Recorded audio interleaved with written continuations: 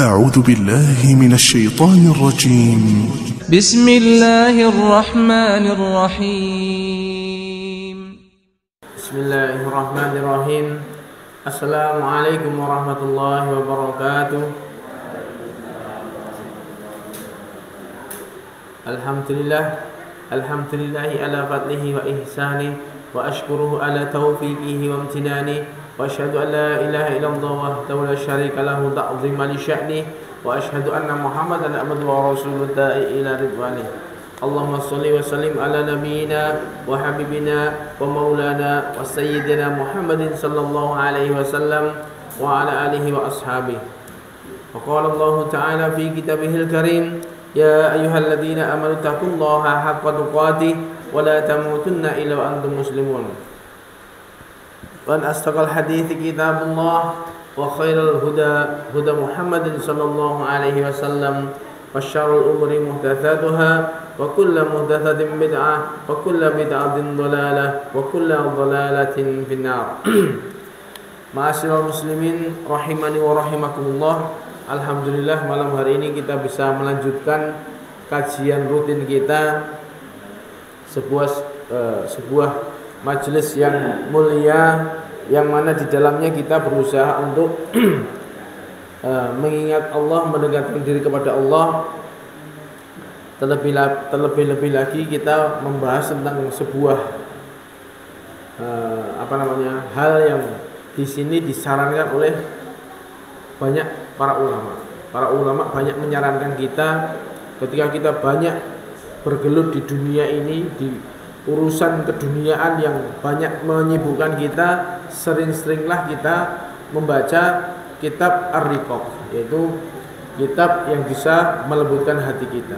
Nah, ini yang sedang kita pelajari saat ini. Karena dengan demikian, dengan banyaknya kita membaca ini, sehingga mengingatkan kembali tentang hakikat kehidupan kita di dunia ini hanya sementara, dan kehidupan yang hakiki itu adalah kehidupan yang ada di akhirat. Ini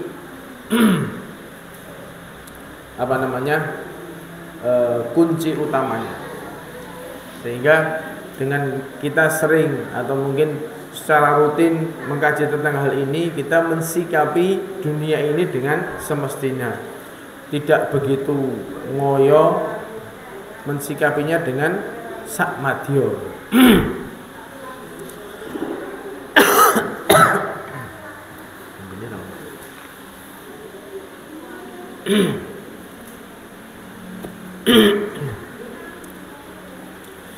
Kita lanjutkan bab selanjutnya,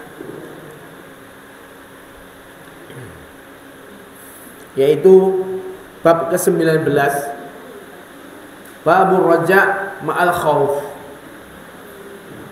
Imam Bukhari di sini pengen menjelaskan bahwasanya di dalam kita, orientasi kita mengingat bahwasanya kehidupan kita, kehidupan yang hakiki itu hanyalah kehidupan di akhirat. Di dalam meraihnya pun kita supaya menginginkannya dengan penuh harapan, tapi disertai dengan rasa khawatir. Kita berharap dapat surga, tapi kita juga khawatir amal kita nggak diterima. Ini dua hal ini harus kita gabungkan. Seperti yang kita tahu bahwasanya rojak, kita berharap terhadap rahmat Allah, ini termasuk ibadah yang agung. Salah satu bentuk ibadah hati yaitu kita berharap kepada Allah. Ya wa yarjuna rahmatahu wa yakhafuna adzabah, termasuk yaitu kita mengharapkan rahmatnya Allah dan kita takut dengan siksa Allah. Ini mengharap, ini juga termasuk ibadah hati. Seperti halnya dalam hadis qudsi yang kita kemarin ngaji di Arba'un Nawawiyah, ketika Allah mengatakan, ya ibni Adam, innaka ma ta'autani wa raujautani ghafartu laka ma kana minka wala ubali. Jadi wahai anak Adam, selama kalian berdoa kepadaku dan berharap doamu dikabulkan dan berharap ampunan, kalian diampuni oleh dengan doa-doa kalian, maka selama kalian begitu saya akan mengampuni kalian dan saya nggak peduli terhadap dosa-dosa kalian. Maksudnya apa? Allah di sini akan senantiasa mengampuni kita selama kita berharap kepada Allah. Akan senantiasa mengabulkan doa kita selama kita berharap kepada Allah. Jadi berharap kepada Allah ini termasuk ibadah hati yang agung. Sebaliknya ada satu lagi yang namanya takut kepada Allah, takut terhadap siksa-siksa Allah. Ini juga termasuk ibadah yang agung, termasuk salah satu ibadah hati. Kita takut kepada Allah, takut jika ibadah kita tidak diterima, takut jika perbuatan kita tidak diridhoi oleh Allah. Dengan kita takut dimasukkan oleh Allah ke dalam neraka. Rasa takut kita ini ketika kita mengiringi dan hati kita diiringi dengan perasaan itu, maka ini bernilai pahala besar. Maka ketika kita bisa menggabungkan keduanya, kita berharap surga dan juga takut dengan neraka, maka ini adalah sebuah bentuk ibadah yang agung. Dan ini yang dilakukan oleh orang-orang soleh, bahkan para nabi juga begitu. Wa yad'unana raghaban wa rahaba. Para nabi juga mereka berharap dan juga takut. Coba bayangkan ketika Allah berfirman dalam surat Al-Baqarah, wa id yarfa'u Ibrahimul qawaida minal baiti wa Ismailu rabbana taqabbal minna. Ketika Nabi Ibrahim dan Nabi Ismail sama-sama keduanya itu membangun Ka'bah, membangun pondasi Ka'bah. Jadi Ka'bah ditinggikan. Setiap kali mereka melakukan ini hal yang berat. Bangun Ka'bah ini cuman mereka berdua, Ibrahim dan juga Ismail. Mereka membawa batu dari jauh. Wong loro tok. Kita bisa bayangkan, bangun Ka'bah itu enggak kayak zaman sekarang. Mereka bawa batu dari tempat yang jauh, dibawa ke situ, kemudian dibentuk kotak. Setelah itu diletakkan. Setiap kali meletakkan, Nabi Ibrahim mengatakan Rabbana taqabbal minna. Ya Allah, terimalah amal ibadah kami. Itu setiap kali meletakkan batu seperti itu. Satu, blek, bawa lagi, tek, tek, sampai ketika sudah tinggi di situ orang duduk. Makanya Nabi Ibrahim bikin pijaan yang namanya makom Ibrahim. Makom Ibrahim itu tempat untuk berdirinya Nabi Ibrahim meletakkan batu yang tinggi. Itu makamnya Nabi Ibrahim, bukan. Banyak yang salah kira ya. Jadi bayangkan yang segitu banyaknya batu itu mereka kerjakan berdua. Tapi setiap kali mereka melaksanakan seperti itu, Rabbana taqabbal minna, ya Allah terimalah ibadah kami. Makanya ketika sebagian salaf para ulama ketika membaca ayat ini mereka menangis. Coba lihatlah, Khalilur Rahman bana Baitur Rahman fi amri Rahman. Jadi Khalilur Rahman, kekasihnya Allah. Nabi yang mendapat julukan kekasihnya Allah itu cuma ada dua, Nabi Ibrahim dan juga Nabi Muhammad. Ini seorang, kenapa Nabi Ibrahim dijuluki dengan kekasih Allah? Karena beliau diuji dengan hal-hal yang paling beliau cintai. Beliau diuji dengan hal-hal yang paling beliau cintai dan lulus. Beliau begitu cinta dengan negerinya. Ternyata seluruh negeri memusuhi beliau. Wong sak negara musuhi beliau. Bahkan beliau mau diranjang oleh orang yang beliau cintai, ayahnya sendiri. Nek kowe ora gelem mari tak larut jam tak balangi watu. Bapaknya sendiri. Kemudian diusir dari negerinya. Setelah itu dia menikah, punya anak, ternyata sampai lama nggak punya anak. Jadi dia uji dengan hal-hal yang beliau sangat inginkan tapi tidak terlaksana. Delalah punya anak sekali, Ismail. Itu karena suatu hal harus diungsikan ke tempat yang jauh. Beliau tinggal di Syam, harus dibawa ke Mekah sana. Diuji lagi. Pas lagi nyeneng kene, namanya punya anak kecil lagi cinta-cintanya terhadap anak kecilnya ketika anak ini sudah berusia bisa membantu ayahnya, lah kok dikon beleh. Ini ujian yang sangat bertubi-tubi yang beliau rasakan, ternyata bisa lulus semua, dan oleh karenanya beliau dijuluki dengan Khalilur Rahman, kekasih Allah, orang yang sangat dekat dengan Allah. Itu loh Nabi Ibrahim, orang yang dicintai oleh Allah. Beliau membangun rumahnya Allah dan juga atas perintah dari Allah. Tapi ternyata beliau takut amalnya nggak diterima oleh Allah. Masya Allah. Ini kira-kira kalau kita Nabi Ibrahim kira-kira ini. Kalau kita mungkin mesti diterima, enggak.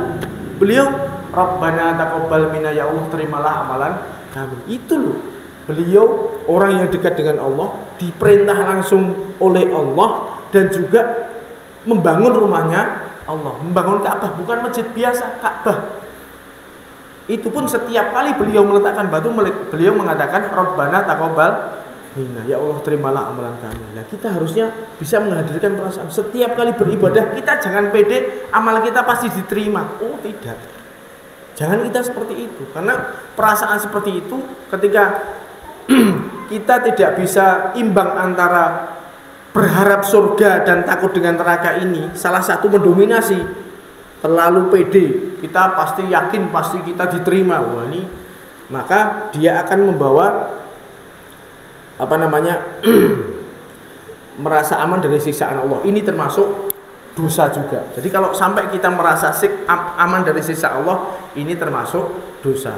Lah yang satunya, kalau kita terlalu takut kepada ancaman-ancaman Allah, terlalu takut dengan siksa Allah, sehingga dia merasa putus bahwasanya Allah ini adabnya sangat pedih, Allah ini nerakanya berat ancamannya. Dengan seperti itu dia merasa mungkin pelanggarannya banyak. Kalau dia terlalu berat dari sisi itu, takutnya terlalu mendominasi, akhirnya dia putus asa. Enggak boleh, putus asa itu dosa, aman dari siksa Allah juga dosa. Yang benar bagaimana kita menggabungkan antara dua perasaan ini. Kita berharap untuk amal kita diterima, kita berharap bisa masuk surga, disertai dengan perasaan takut jangan-jangan amal kita enggak diterima. Ini yang benar.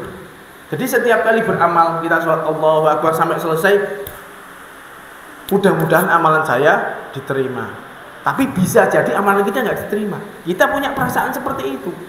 Jangan sampai kita terlalu pede, amal saya pasti diterima, saya pasti masuk surga.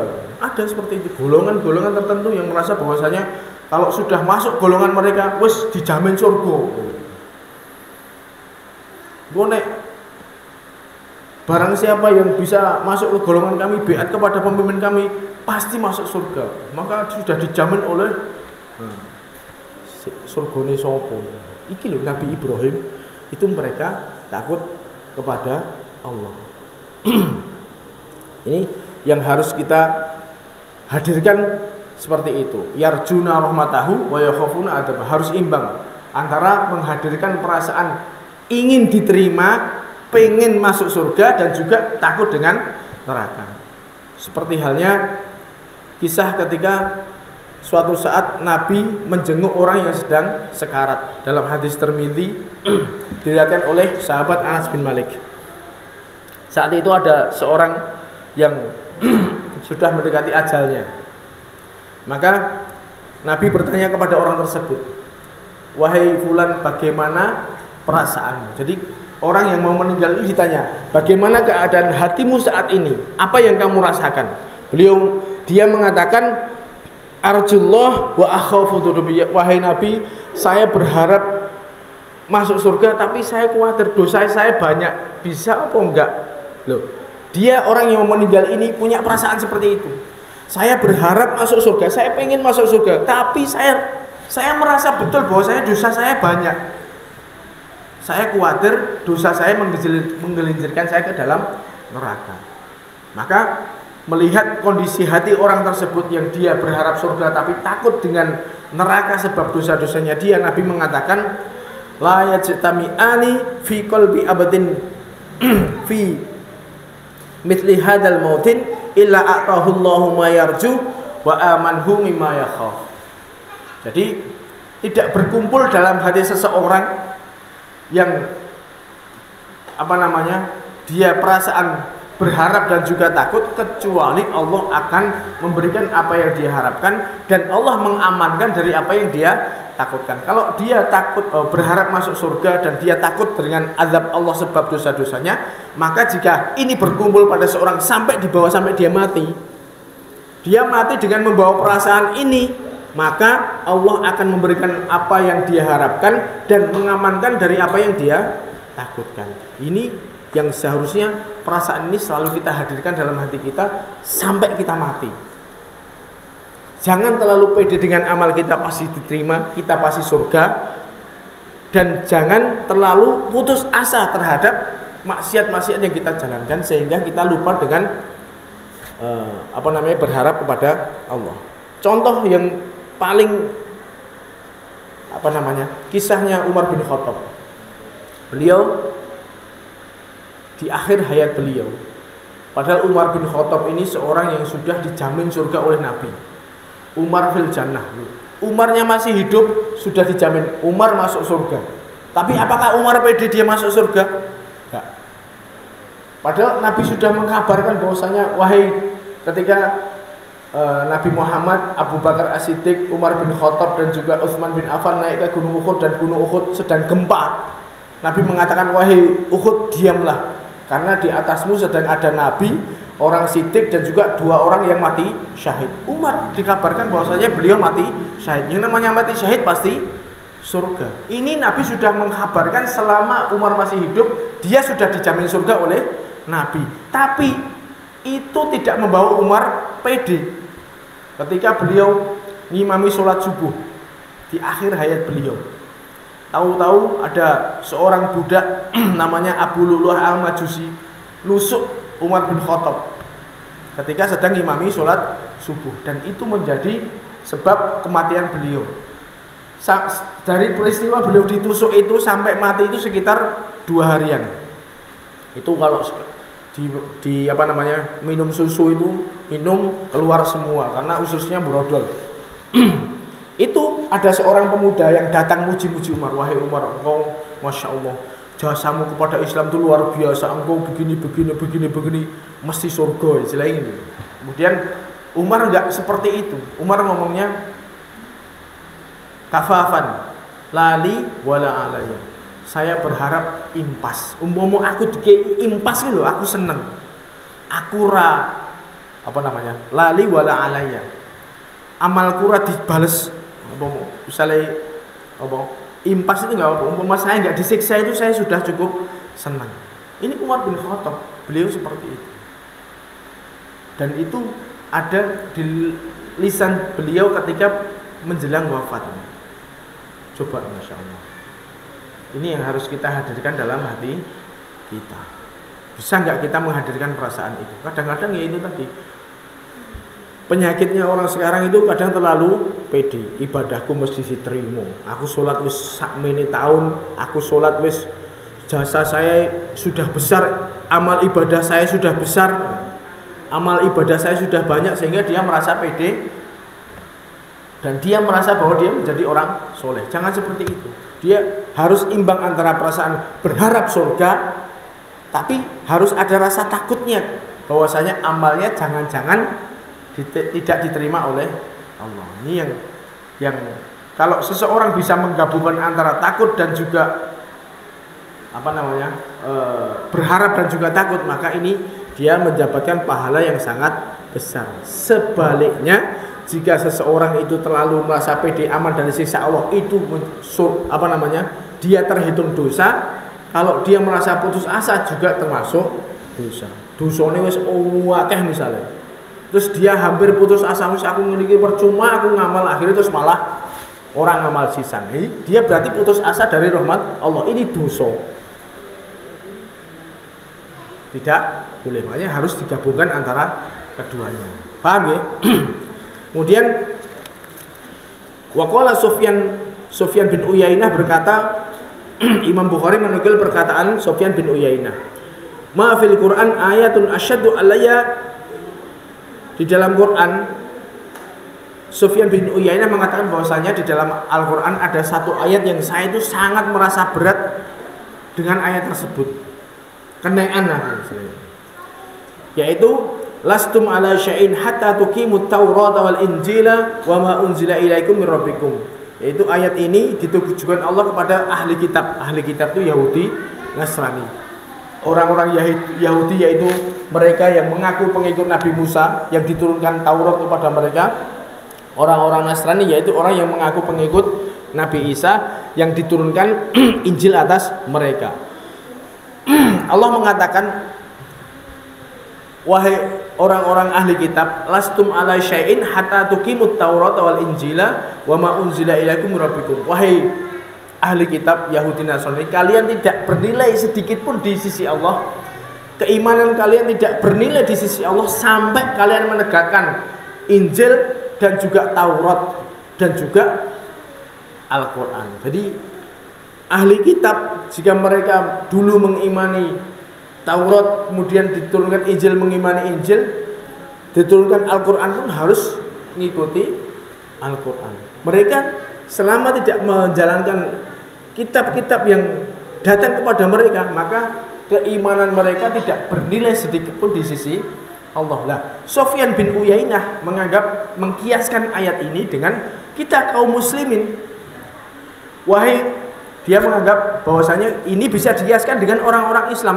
Orang Islam kalau dia mengabaikan Al-Quran dan Sunnah, maka keimanannya tidak bernilai di sisi Allah. Nah, siapa dari kita yang bisa mengamalkan seluruh isi Quran dan Sunnah? Makanya ketika Sufyan bin Uyainah membaca ayat ini, beliau merasa berat. Saya ini sopo sing iso ngene, aku kok ya mungkin. Berarti beliau merasa takut jangan-jangan keimanan dia enggak sempurna. Karena kalau kita menjalankan seluruh isi Quran, seluruh isi hadis, maka ini akan berat sekali. Semua perintah harus dikerjakan, semua larangan harus dijauhi. Nah, ini mungkin akan kita berat untuk melakukannya. Nah, makanya dia ketika membaca ayat ini dia merasa Masya Allah, aku ini Islam pirang-pirang tahun, jangan-jangan saya tidak bernilai di sisi Allah karena saya belum bisa menjalankan Al-Quran dengan sepenuhnya, saya belum bisa menjalankan sunnah-sunnah dengan sepenuhnya. Nah, ini berarti menghadirkan perasaan takut. Kita harusnya seperti itu.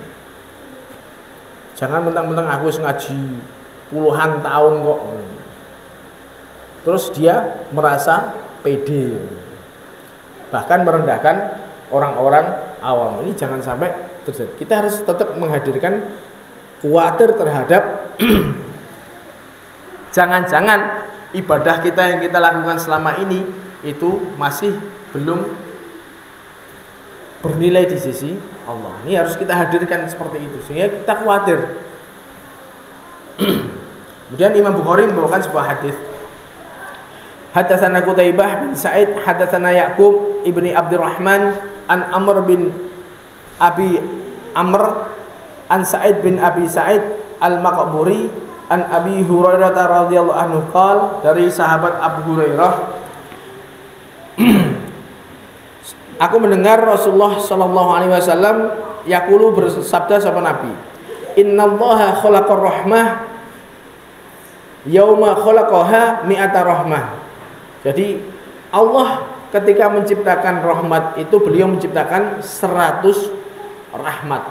Jadi rahmat ini ada dua. Rahmat yang menjadi sifat Allah. Sifat Allah itu Allah punya sifat rahmah. Jadi Ar-Rahman, Ar-Rahim. Allah punya sifat Rahman. Tapi ada juga rahmat yang berupa makhluk yang Allah ciptakan. Jadi Allah menciptakan yang namanya rahmat. Rahmat itu sifat kasih sayang. Allah menciptakan 100 rahmat. Fa amsaka indahu tis'an wa tis'ina rahmatan. Yang 99 rahmat ini disimpan di sisi Allah, diberikan besok untuk ahli surga. Jadi Allah menciptakan 100 rahmat. Yang 99 rahmat ini disimpan di sisi Allah, diberikan besok untuk penghuni surga. Kemudian wa arsala fi khalqihi kullihim rahmatan wahidah. Kemudian Allah satu rahmat ini Allah bagi kepada seluruh makhluknya di dunia ini.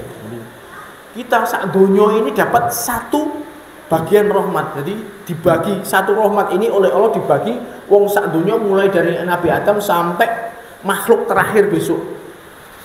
Ini cuman satu rahmat.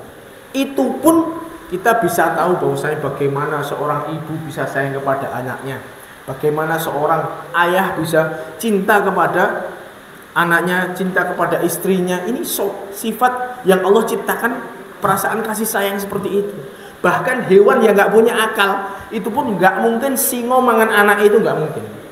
Karena Allah ciptakan rahmat, meskipun singo ini panganannya daging, ngerti anak yo daging, bukan berarti karena sifat yang Allah rahmat yang Allah kasihkan sehingga tidak mungkin harimau memakan anaknya.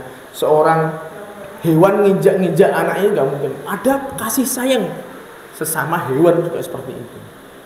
Ini satu rahmat yang dibagi untuk seluruh dunia, mulai dari awal sampai akhir. Jadi kita cuma kebagian satu rahmat. Itu pun kita bisa saksikan bagaimana perasaan sayang, perasaan cinta kasih di antara sesama. Bagaimana kita mencintai saudara kita, bagaimana kita mencintai keluarga kita. Ini adalah bagian dari rahmat Allah yang Allah berikan kepada kita. Tapi berarti yang disimpan 99 itu berarti banyak sekali besok. Tapi itu diberikan kepada ahli surga besok.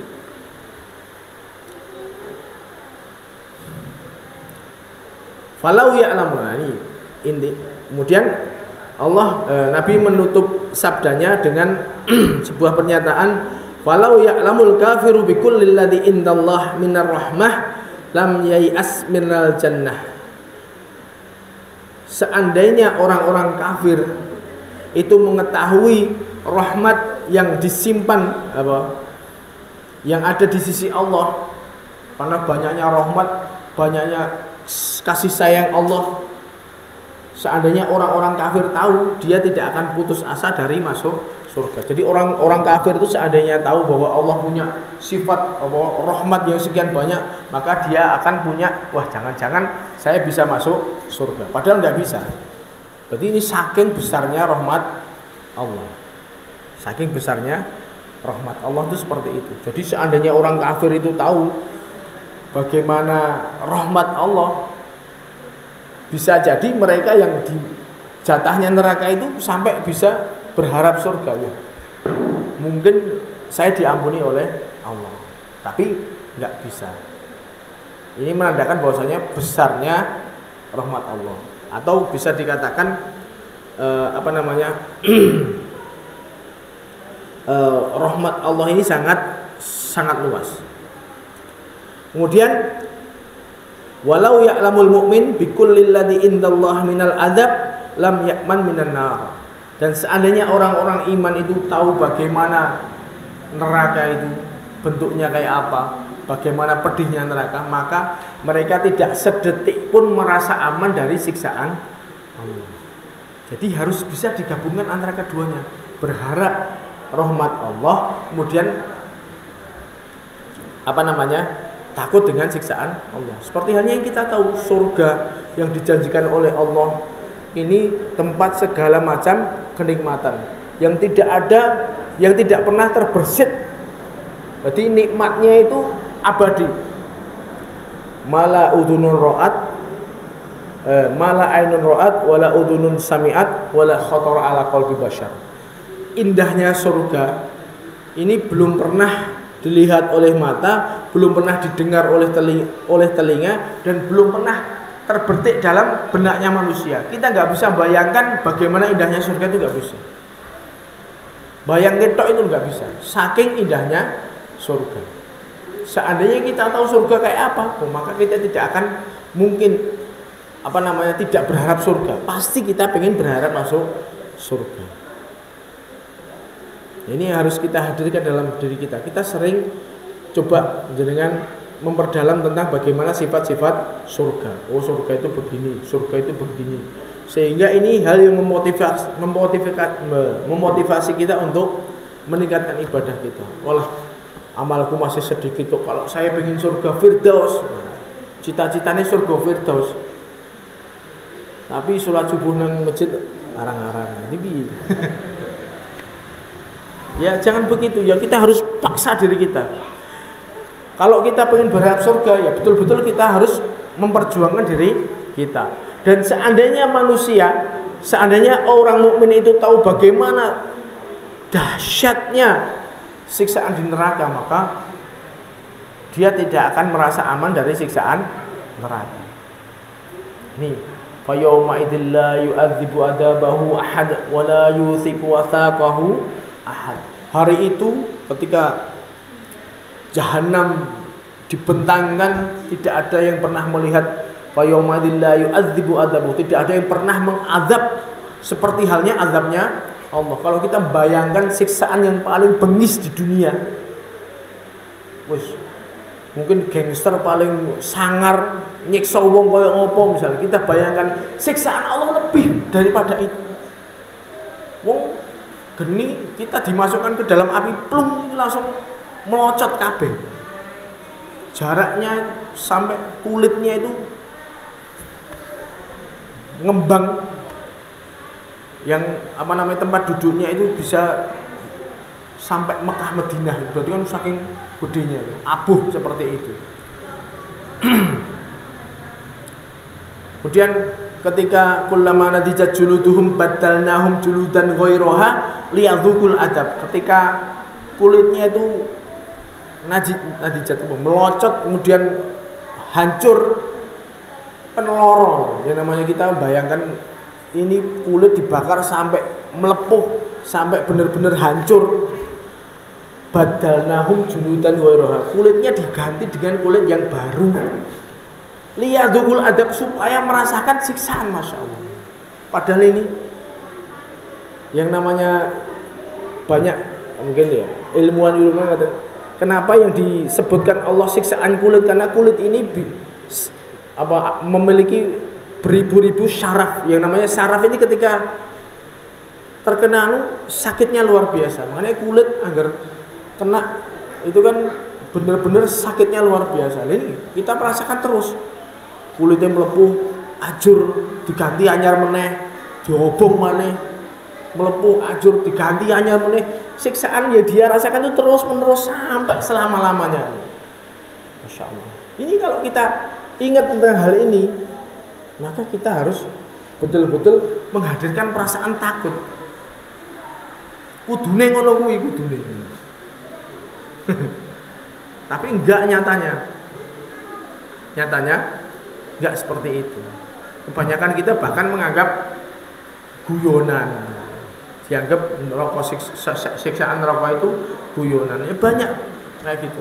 Wis ben aku di neraka-nerakaku dhewe tak pepek dhewe. Nah, kalau dia tahu betul-betul siksaan neraka kayak apa, dia nggak akan ngomong kayak gitu. Ini ngomongannya agar dinasihati, awas lu, begini-begini, ben, ambilmu menengahi lu. Ini neraka-nerakaku dhewe tak pepek dhewe. Ini omongan seperti itu menunjukkan bahwa dia belum pernah membayangkan seperti halnya neraka. Ini ngomongin. Nah ini kita harus bisa hadirkan bahwasannya ketika kita betul-betul merenungkan bagaimana indahnya surga, kemudian bagaimana pedihnya azab neraka, kita bisa menghadirkan dua ini bisa secara berimbang.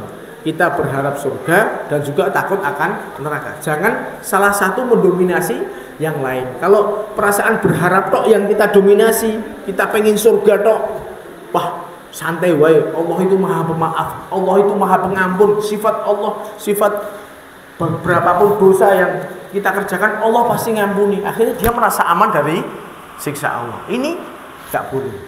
Atau sebaliknya, dia mengingat-ingat tentang dahsyatnya api neraka, dia ingat dosanya, banyak sekali dosanya, sehingga ya Allah aku ngene iki ora mungkin iso tobat, Allah gak akan mungkin terima tobat. Akhirnya dia putus asa sampai dia aku percuma aku ngene iki ra urung ya wong disiksa.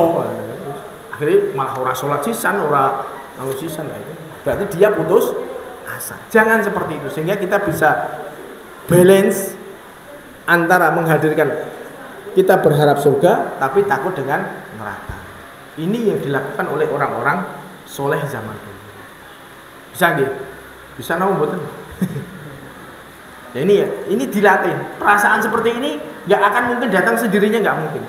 Ini harus kita latih. Setiap kali melakukan saya sedekah, mudah-mudahan diterima, insya Allah.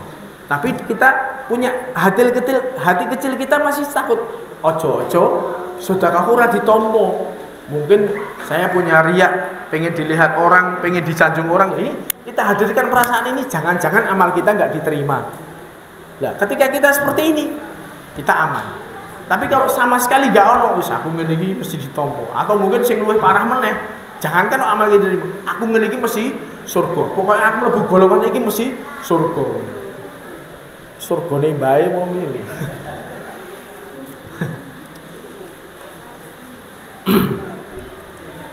Kemudian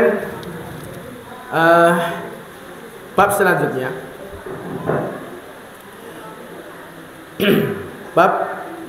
babul sabri an maharimillahi wa qalihi azza wa jal, bab bersabar atas menjauhi keharaman-keharaman Allah.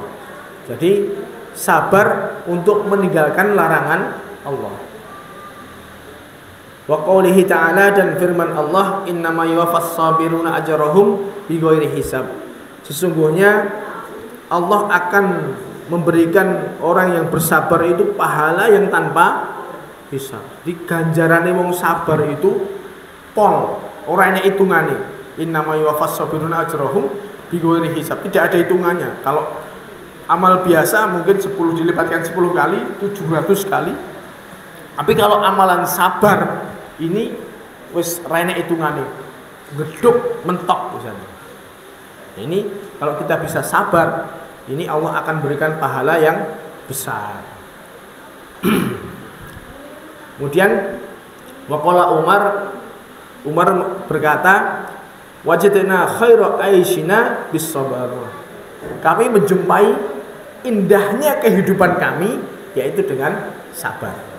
Jadi Umar mengatakan, kami para sahabat itu menjumpai indahnya kehidupan kami itu menjalani semuanya dengan sabar. Sabar itu kan ada 3. Sabar dalam menjalankan ketaatan, yang kedua sabar dalam menjauhi maksiat, kemudian yang ketiga sabar ketika terkena musibah. Nah, kita menjalankan semuanya ini, kalau kita menghadapi semuanya dengan sabar, maka kita akan bahagia. Makanya Umar mengatakan, kami para sahabat itu merasa bahagia, hati kita tenang karena kami merasa dengan kesabaran kita bisa taat, sabar. 3 jenis ini kan yang dibahas oleh Imam Bukhari ini adalah yang kedua, yaitu sabar di dalam menjauhi maksiat.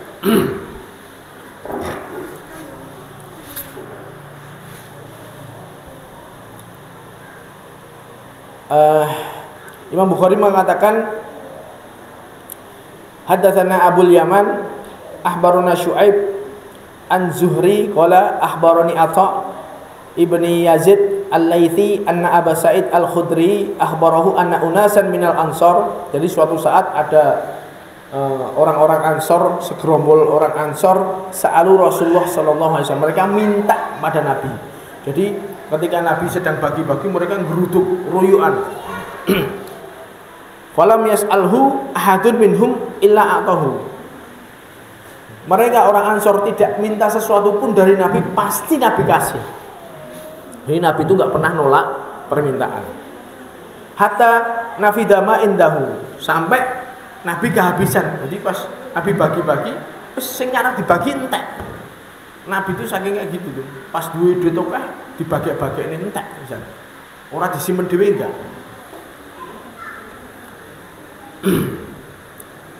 Tapi tetap mereka sebagian ada yang tetap minta. Akhirnya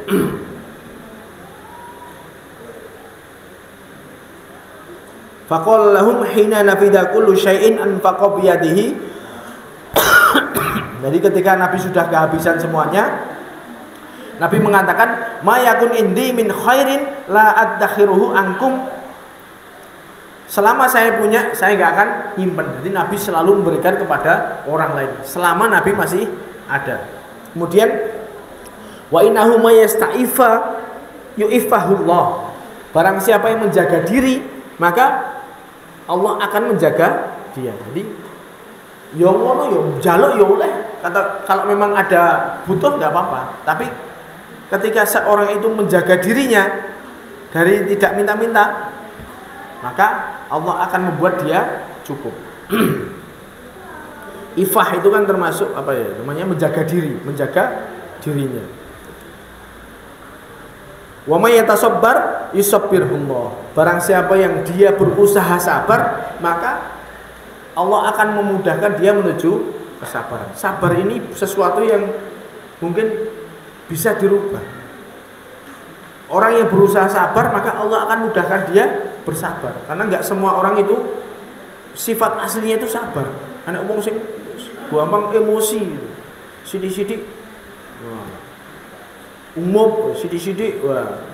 Ini ada orang seperti itu. Tapi ketika dia berusaha untuk menahan dirinya, jadi pengen ngomong itu kayak seakan-akan udah di ujung lidah ini, dia tahan set gitu. Itu pahalanya besar. Wa may yastaghni yughnihillah. Barang siapa yang merasa cukup, maka Allah akan mencukupinya. Jadi orang jaluan, dia sebenarnya butuh tapi menahan dirinya untuk tidak minta pada orang lain, maka Allah akan mencukupi orang tersebut. Walan tu'tau ato'an khairan wa awsa'a minas sabr. Dan tidak ada satupun pemberian yang lebih baik dan lebih luas dibandingkan pemberian berupa kesabaran. Jadi kesabaran itu adalah anugerah terindah yang Allah berikan kepada makhluknya. Dengan kesabaran maka dia akan merasa bahagia. Karena kalau orang nggak sabar itu akan membuat hatinya sempit. Dia nonton wong liya merasa lebih baik daripada dia, terus akhirnya hasad. Karena dengan tidak sabar itu akan menjadikan hatinya sempit sehingga tidak bahagia. Makanya sabar ini sesuatu hal yang bisa diupayakan. Syukur-syukur ya kita, kalau memang aslinya kita tabiatnya nggak seperti itu, kita berusaha. Ya tasabar yusabbir. Barang siapa yang berusaha sabar meskipun asli ini wonge ora patek sabaran gitu, maka Allah akan menolong orang tersebut. Insyaallah itu yang bisa kita sampaikan pada pertemuan kali ini. Insyaallah kita lanjutkan pada pertemuan berikutnya. Wabillahi taufik wal hidayah. Subhanakallahumma bihamdika asyhadu an la ilaha illa anta astaghfiruka wa atubu ilaik. Assalamualaikum warahmatullahi wabarakatuh.